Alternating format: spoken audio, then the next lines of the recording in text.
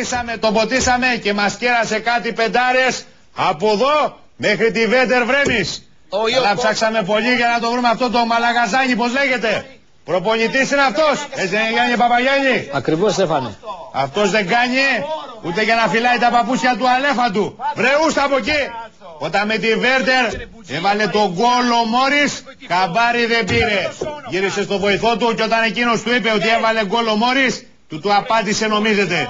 Και του το είπα να προσέχει τα αυτογκολ. Νόμισε ότι ο Μόρις είχε βάλει γκολ στον Γκαλίνοβιτς.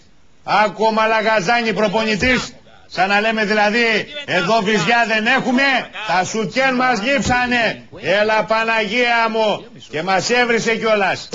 Στη συνέντευξη τύπου την Κυριακή είπε και 5-6 φορές τη λέξη κάτσο. Κάτσο όμως δεν σημαίνει θα κάτσω. Κάτσο θα σας πω εγώ τι είναι. Είναι τα αμελέτητα. Πώς να σας το πω αλλιώς. Εκλακιστή. Τα και εμάς τα κάτσο μας κουνιούνται κύριε Μαλιαζάνη.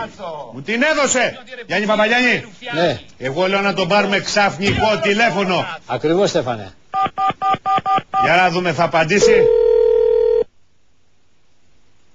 Δεν απαντάει. Ναι, δεν απαντάει Γιάννη Παπαγιάννη. Νομίζω πήραμε τα κάτσο μας από τον κύριο Μαλιαζάνη, πώς λέγεται. Ποιος ξέρει τώρα που γυρίζει και μας γράφει στην καρακατσοκλάρα του Γιάννη. Ρουφιάνο πουτανά το Παπακούλο.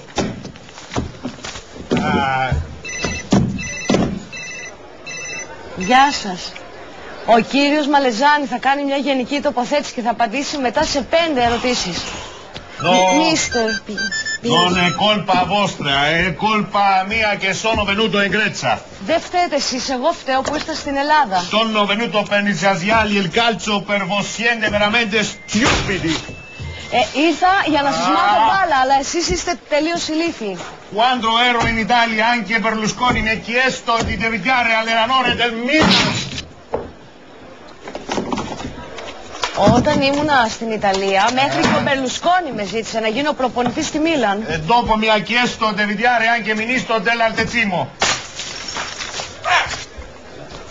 Και μετά μου πρότεινε να γίνω και υπουργός αθλητισμού. Ma io non sono stupido, ho preferito venire in Grecia. Αλλά εγώ ήρθα ορμήθως εδώ πέρα στην Ελλάδα, καλά να πάθω. Ma cosa altro potevo fare? Sono al telequento e giocare per Panathinaikos. Τι μπορούσα να κάνω δηλαδή, είναι παίκτες αυτοί που παίζουν στον Παναθηναϊκό. Io sono abituato a allenare grandi atleti come Ronaldinho, Beckham, Casillas, non Vitro Stokekas. Εγώ έχω μάθει να προπονώ μεγάλους παίκτες. Τον Ροναλντίνιο, τον Μπέκαμ, τον Κασίγιας, όχι τον Βίντρα και τον Γκέκα. Ritornerò in Italia e voi pianazierete. Θα γυρίσω πίσω στην Ιταλία και θα κλαίτε. Ma tali che siete ben fatti. Αλλά τέτοιοι που είσαστε καλά να πάθετε. Ρουφιάνι, πουτανάτο. Ρουφιάνι, το είπα. Ερωτησάρε τρόπα τζορναλίστε. Ρωτήστε ό,τι θέλετε. Μαλάκες δημοσιογράφοι, πείτε μας. Γέρο περτούτι, γέρο πασάτε. Πόλεμο θέλετε, θα τον έχετε.